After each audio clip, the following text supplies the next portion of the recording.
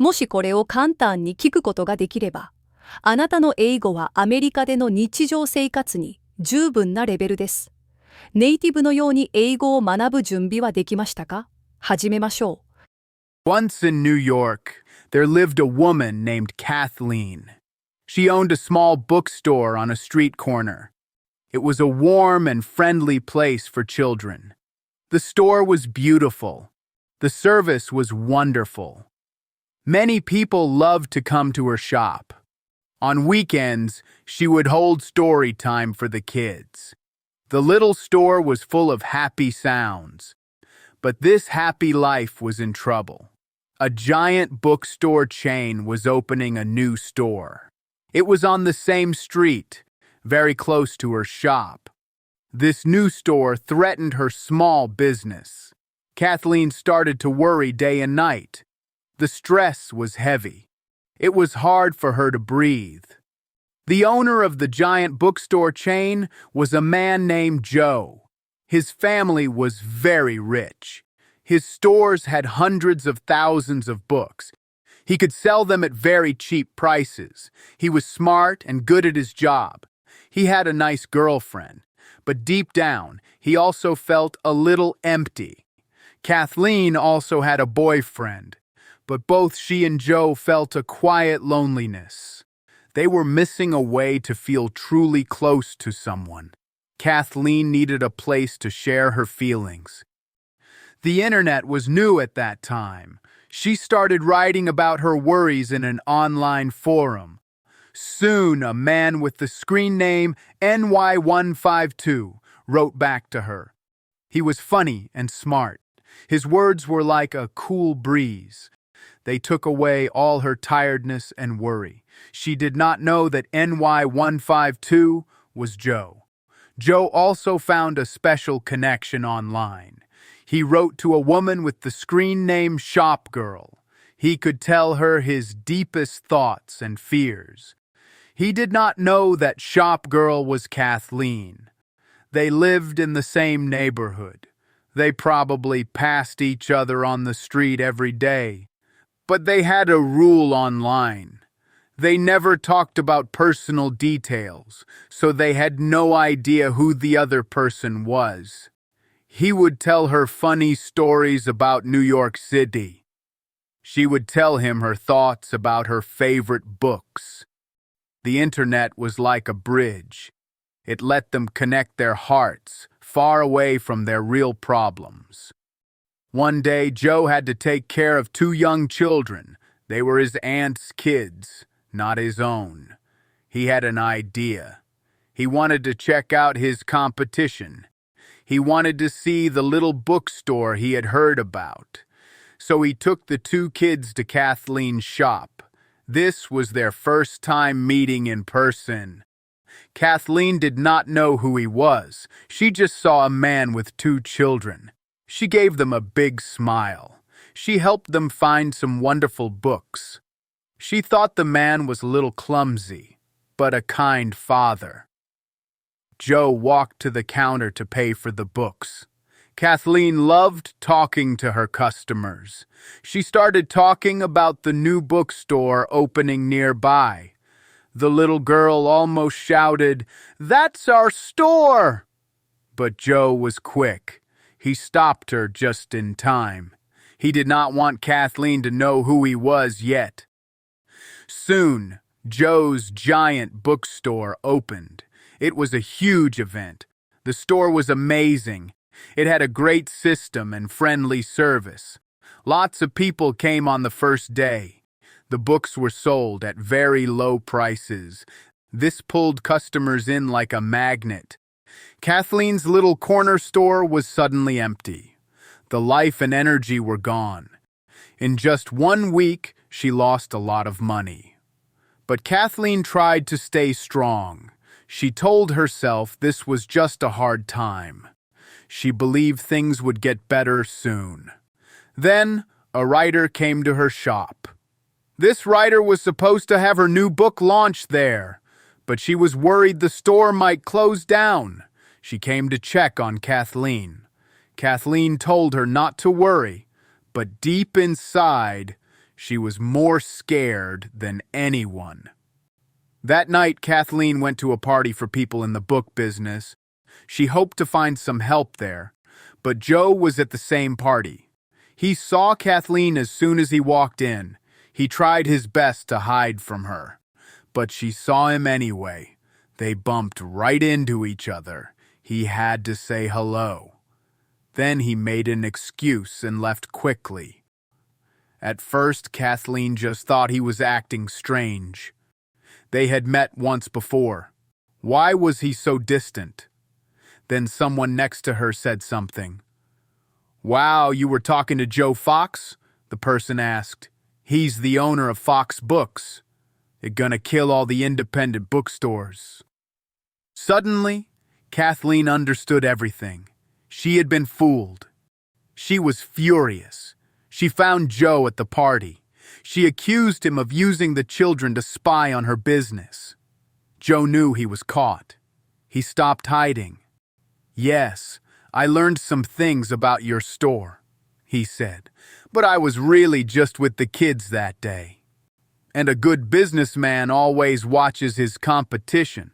Your little children's bookstore is not worth spying on." His words were cold and had no mercy. Kathleen wanted to say something smart back, but her mind went completely blank. She could not think of a single thing to say. Later that night, she was still thinking about it in bed.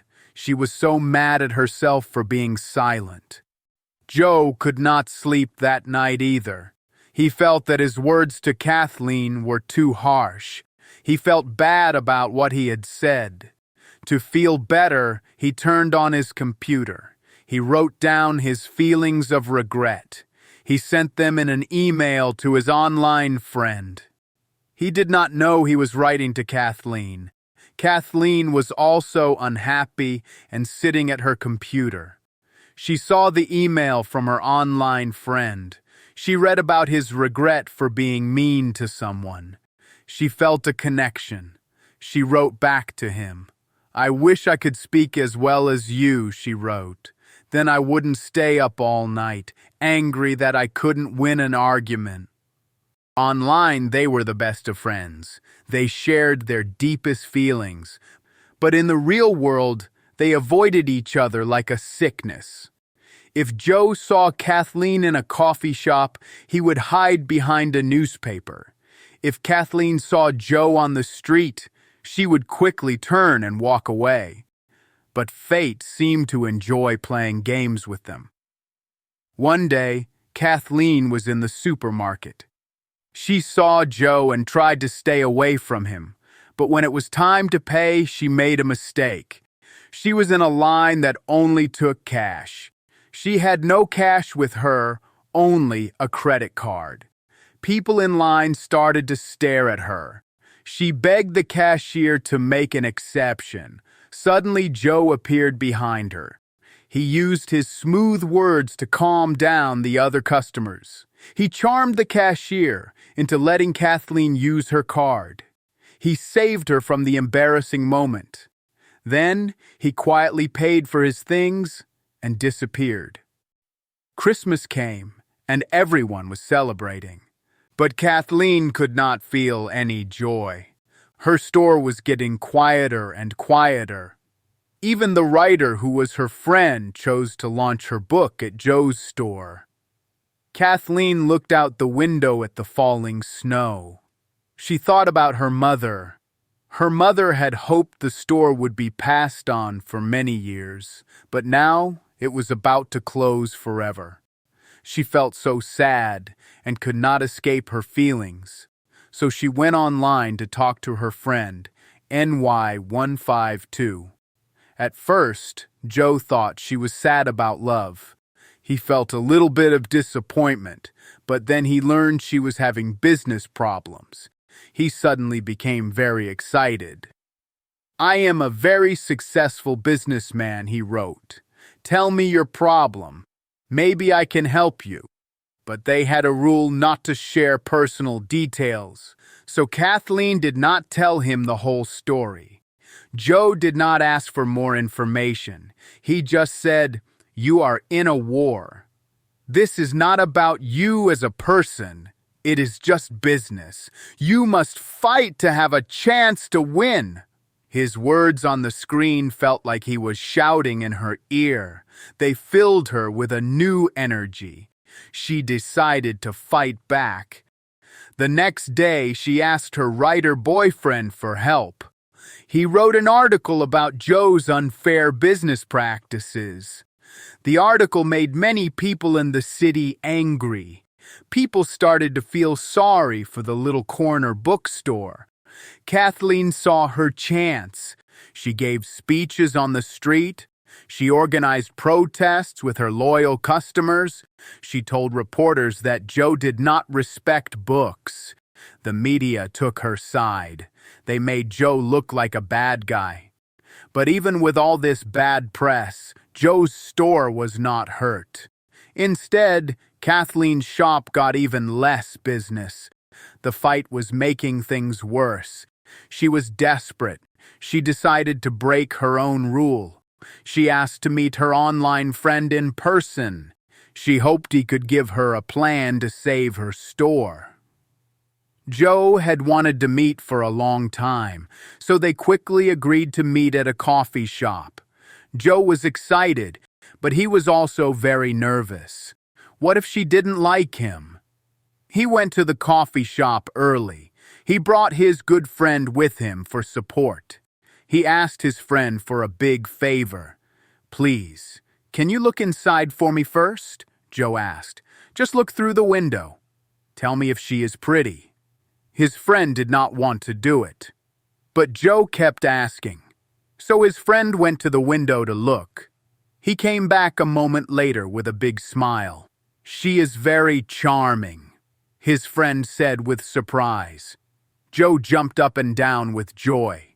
He was so happy and lucky. He felt like he had won a wonderful prize. But then his friend's face changed. He looked worried. "Wait," his friend said slowly. "I looked again. I think we know her. And I think you will not like who it is." Joe's happy feeling disappeared. He felt a knot in his stomach. He ran to the window himself to see. His eyes opened wide. He could not believe it. The woman inside was Kathleen. Kathleen was his biggest business enemy. Joe's heart sank to the floor. This was terrible. But then a new idea popped into his head. He decided to have a little fun. He wanted to tease her. He walked into the coffee shop with a big, confident smile. He walked over to her table.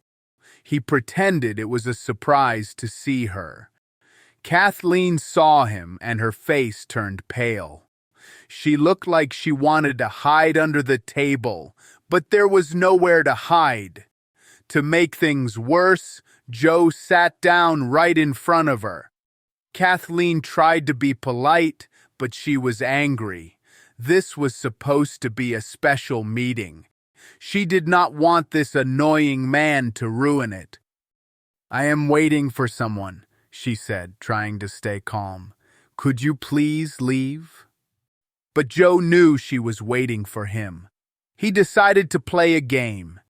He wanted to see her get really mad.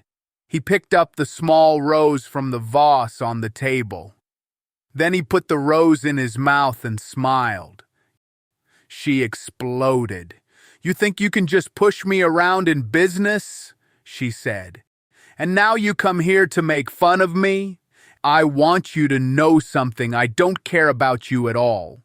You are just a rotten person in a fancy suit. You are a beast dressed in nice clothes." Her words were sharp like little knives. For some reason, they deeply hurt Joe. He was not expecting that. The fun was over. He stood up and walked away without saying a word. Kathleen went home, sad and confused. Her online friend had not shown up. She checked her computer. There were no new emails. He did not even give her an explanation. She did not ask him why. She just curled up in the darkness, feeling tired and alone. The next day, her employees at the store asked about the meeting. They all knew about her online friend. They wanted to hear the gossip. Kathleen told them everything that happened. They felt sorry for her and made up funny reasons for why he didn't show. Maybe he was stuck on the subway, one said. Maybe he was in a car crash, said another. Kathleen stopped the conversation. It was getting too strange. The real reason she was upset was not because he stood her up.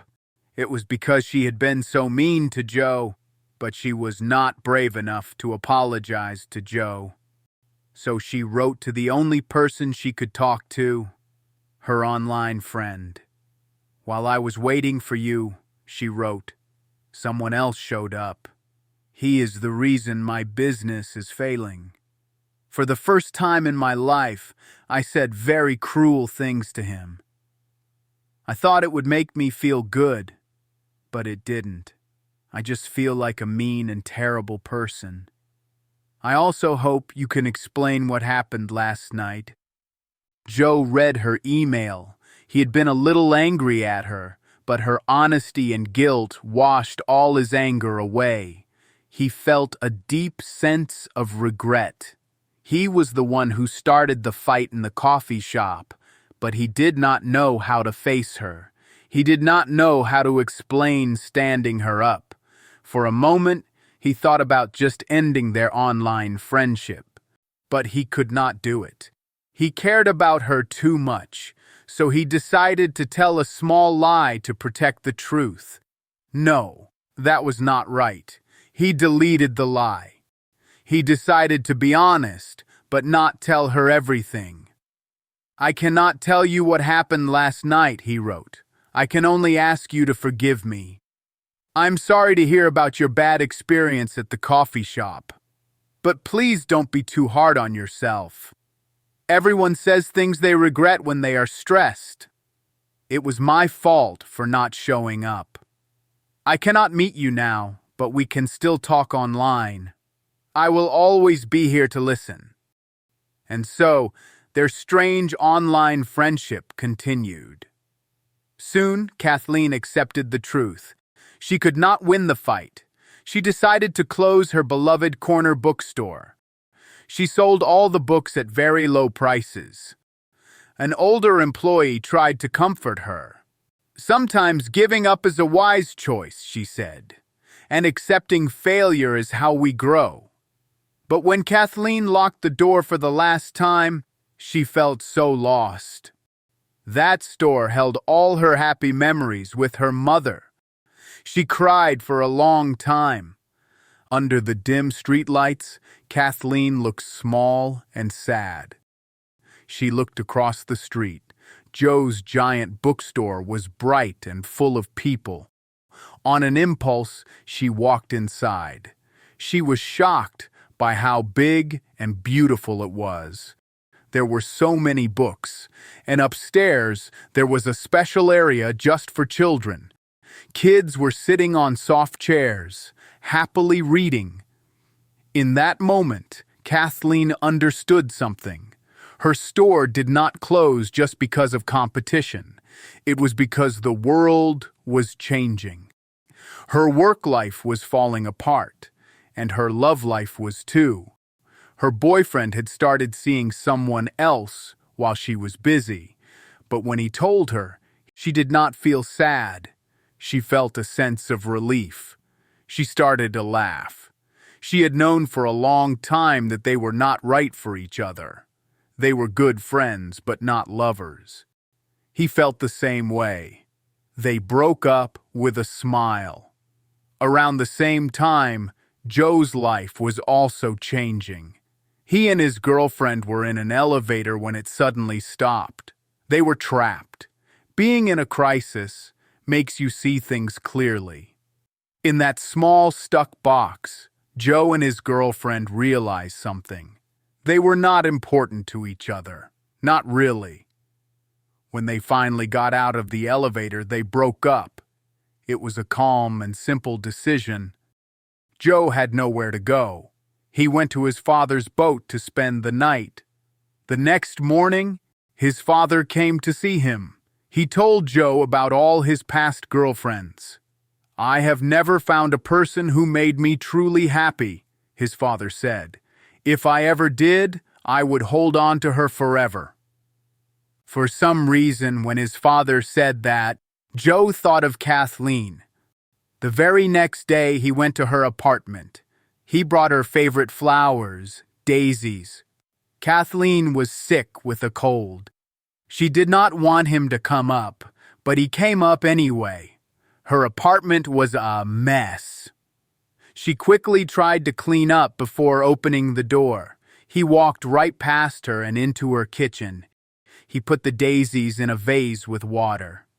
"Daisies are the friendliest flower," Kathleen said, looking at them. This small act of kindness made her feel different. "Let's agree to a truce," she said. "No more fighting for now." Then she shared some news. "You and your girlfriend broke up." "Well, I am single now, too. And a friend of mine, the one I was waiting for at the coffee shop, he also broke up with his girlfriend after being stuck in an elevator." Joe listened carefully. He knew she was talking about him. He apologized for his behavior at the coffee shop. Then he had a clever idea. "You seem to like this friend from the coffee shop," he said. "Since you are both single now, why don't you try to be with him?" Kathleen blushed a little. "I don't really know him," she said. "We only talk online." Joe knew she had feelings for her online friend, for him. He leaned in a little closer. "I think you should meet him again," he said softly. "Don't do something you might regret later." When he was so close, Kathleen's heart started to beat very fast. After that day, Joe had a plan. In their emails, he kept making excuses not to meet. But in the real world, he started showing up in her life more and more. They would accidentally meet at the market or in the park. They talked for hours. They laughed. Slowly, they became friends. Then they became very good friends. Kathleen started to see a different side of Joe. He was kind and funny. She started to really like him. One day, Joe decided the time was right. He sent an email as NY152 asking to meet. Kathleen was so excited.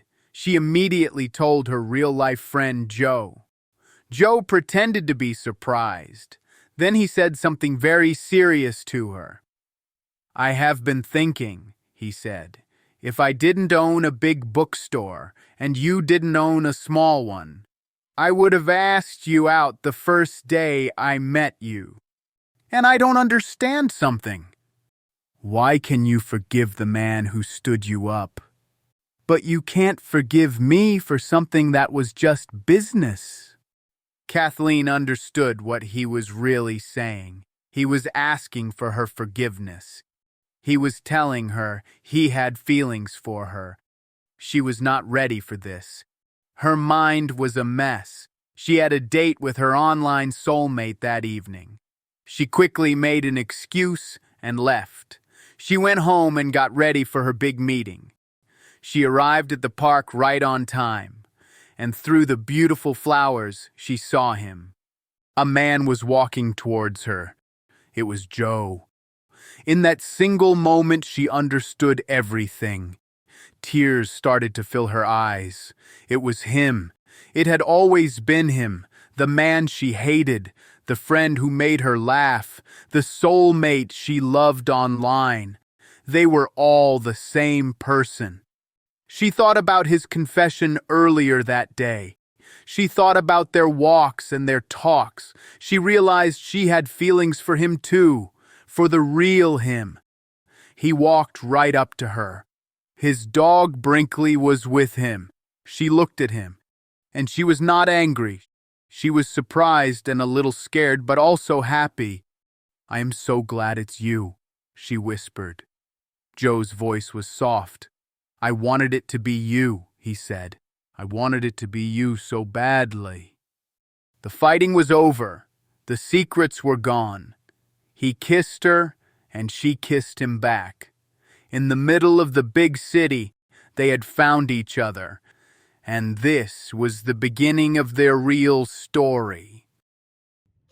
Great job on finishing the story. You're one step closer to mastering English. See you in the next video.